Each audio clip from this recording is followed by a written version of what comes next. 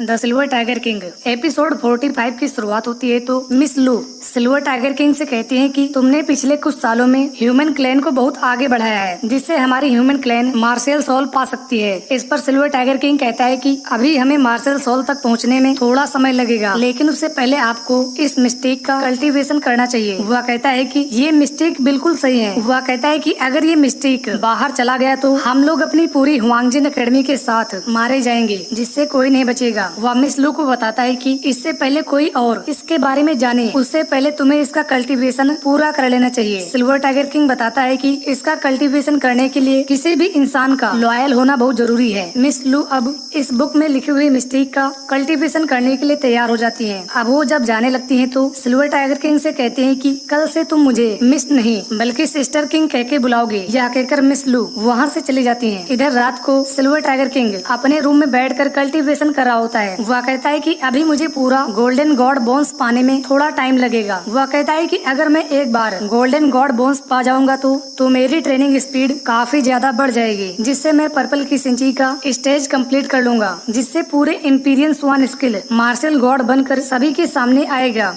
तभी सुबह होने पर लुई सिमी उसके पास आती है और उसे जल्दी से अपने साथ लेकर वहाँ ले जाती है, जहाँ मिस लू उस मिस्टेक का कल्टीवेशन पूरा कर चुकी होती है। अब ये देखकर सिल्वर टाइगर किंग कहता है कि आखिर आपने कर दिखाया। मिस लू उन दोनों को बताती है कि मैं सब कुछ समझ चुकी हूँ कि यूबू ने सिर्फ 17 साल की उम्र में पर्पल की सिंची लेवल को कैसे पूरा कर लिया था। वह कहती है कि इस मिस्टेक से कोई भी अपने 3 गुना स्पीड से कल्टीवेशन कर सकता है। वह बताती है कि यदि मैं गोल्डन गॉड बोन्स पा गई तो मैं पर्पल की सिंची के इंटरमीडिएट लेवल तक पहुँच जाऊंगी। तभी वहाँ से वेंटांग भी आता है और कहता है कि आज से मैं भी अपने कल्टीवेशन पर ध्यान दूंगा और अब मैं बाकी चीजों पर बिल्कुल भी ध्यान नहीं दूंगा। वह कहता है कि तुम लोग जब देखना कि मैं कल्टीवेशन नहीं कर रहा हूँ तो तुम लोग उसी समय मेरी पिटाई कर देना, जिसके लिए मैं तुम लोगों को नहीं रोकूंगा। यह कहकर वह वहाँ से चला जाता है। अब सिल्वर टाइगर किंग जब अपने रूम पर बैठा होता है तो वहाँ लुई फिर से उसके पास आती है और बताती है कि मैंने अपनी बहन से सुना है कि उन तीनों मार्शल गॉड ने झाओ हैन तियान को जुआंगसिन माउंटेन पर इनवाइट किया है। यह सुनकर वह कहता है कि अगर वो लोग जुआंगसिन माउंटेन पर एक दूसरे के आमने सामने आ गए तो ये लड़ाई कई दिनों तक चलेगी। वह कहता है कि झाओ हैन तियान और उन मार्शल गॉड के यहाँ न होने पर तीनों रेस अपने कंट्रोल से बाहर चले जाएंगे। सिल्वर टाइगर किंग कहता है कि ये सब अचानक से हो रहा है, जिसकी वजह से हमारा गोल्डन मार्शल गॉड बनना और भी मुश्किल हो जाएगा और साथ साथ इसमें काफी समय लगेगा। लुई सिमी बताती है कि मेरी बहन भी इसके लिए परेशान है, जिससे उसने अपना सारा काम वाइस डीन चैंग को सौंप दिया है और अब वो सिर्फ अपने रिवर्स गॉड बोन्स रिफाइनमेंट पर फोकस कर रही है। वह कहते हैं कि मेरी बहन ने मुझे तुम्हारे पास भेजा है ताकि तुम ये बात सिल्वर टाइगर किंग को बता दो। यह बताकर लुई सिमी वहाँ से चली जाती है। अब उसके जाने के बाद वांग फेंग यानी सिल्वर टाइगर किंग सोचता है कि इस समय पूरे रेस में केवल मिस्टर डीन ही गोल्डन डिवाइन तक पहुँच सकते हैं। वह कहता है कि गोल्डन मार्शल गॉड और बाकी रेस के मार्शल गॉड अपनी अपनी टेरिटरी छोड़कर उस माउंटेन पर चले गए हैं। वह कहता है कि उन लोगों ने पिछली बार सिल्वर टाइगर किंग को जान से मारने का प्रयास किया था। वह कहता है कि फिर भी वो लोग बिना किसी परवाह के सब कुछ छोड़कर उस माउंटेन पर चले गए हैं। सिल्वर टाइगर किंग अब पूरी रात वहीं बैठकर कल्टीवेशन करता है और सुबह होने पर वह एक और लेवल ब्रेक कर लेता है। अब इस लेवल को ब्रेक करने के बाद वह कहता है कि रिवर्स गॉड बोन्स एक ऐसी टेक्निक है जिससे पूरे रेस का फ्यूचर बदल जाएगा। वह कहता है कि लेकिन इसे सिर्फ लाखों में एक ही इंसान ब्रेक कर सकता है, जिससे आगे चलकर कोई एक गोल्डन मार्शल गॉड बन पाता है। वह कहता है कि पूरी ह्यूमन पॉपुलेशन 100 मिलियन है और उनमें से केवल 100-200 लोग ही इसका कल्टीवेशन कर पाते हैं और फिर उनमें से 2-3 लोग आगे चलकर कहीं गोल्डन मार्शल गॉड बन पाते हैं। अब इसके बाद सिल्वर टाइगर किंग ब्रेकफास्ट करने जाता है, जहाँ लुई सिमी अपनी बहन मिस लू के साथ बैठी होती है। अब वो अभी वहाँ जाकर बैठ जाता है और अब सभी लोग अपना अपना ब्रेकफास्ट करने लगते हैं, जहाँ मिस लू उसे बताती है कि मैं 7 दिनों के अंदर गोल्डन गॉड बोन्स पा जाऊंगी, जिसके 1 महीने बाद मैं पर्पल की सिंची तक भी पहुँच जाऊंगी, जिसके बाद मैं यूबू को फाइट करने के लिए चैलेंज करूंगी। तभी वहाँ वाइस डीन चैंग आते हैं और उन लोगों को बताते हैं कि यहाँ कुछ बुरा होने वाला है। उसकी ये बात सुनकर वो लोग उससे पूछते हैं कि क्या बुरा होने वाला है। इस पर वह वाइस डीन उन्हें बताता है कि गोल्डन क्राउ क्लैन का जेनबू चेन यान ने हमारे मिस्टर डीन को फाइट के लिए चैलेंज किया है। यह सुनकर सिल्वर टाइगर किंग उससे पूछता है कि ये कौन है और मैंने तो इसके बारे में कभी नहीं सुना। मिस लू उसे बताती है कि जिनबू चेन यान के पास 200 सालों से गोल्डन डिवाइन पावर है। वह बताती है कि गोल्डन क्राउ भी हमारी तरह का एक क्लैन है जो कि सिर्फ मुश्किल से ही बची है, इसलिए इस क्लैन को कोई ज्यादा नहीं जानता। वाइस डीन चैंग उन्हें बताता है कि मैं तो सोच रहा हूँ कि मिस्टर डीन को ये चैलेंज तुरंत एक्सेप्ट कर लेना चाहिए। यह कहकर वह वो चैलेंज लेटर मिस लू को दे देता है, जिसे देखते ही मिस लू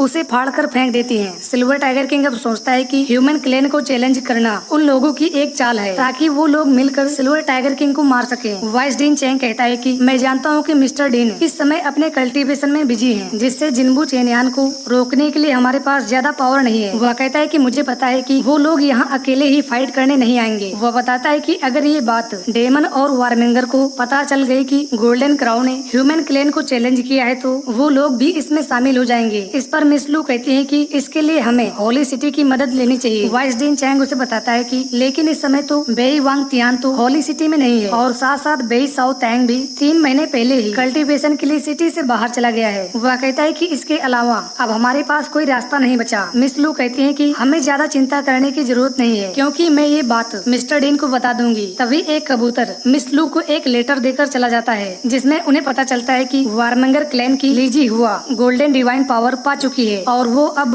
अपनी सैकड़ों सेना के साथ सिल्वर टाइगर किंग से मिलने जा रही है। इस पर सिल्वर टाइगर किंग सोचता है कि लीजी हुआ तो होली सिटी की ओर जा रही है जबकि मैं तो यहाँ हूँ। वह सोचता है कि वहाँ तो मिस्टर डीन और बेई वांग तियान भी नहीं है। वह सोचता है कि अब गोल्डन क्राउ जरूर वार्मिंगर क्लैन के साथ हो जाएगा और अगर इसमें डेमन क्लैन वाले भी आ गए तो हमारे लिए बहुत मुश्किल हो जाएगी। तभी वहाँ से वेंटांग दौड़ते हुए आता है और सभी को बताता है कि यूबुजू अपनी पूरी डेमन सेना के साथ लिंगसियांग सिटी तक पहुँच चुकी है। इस प्रकार एपिसोड 45 यहीं पर समाप्त हो जाता है।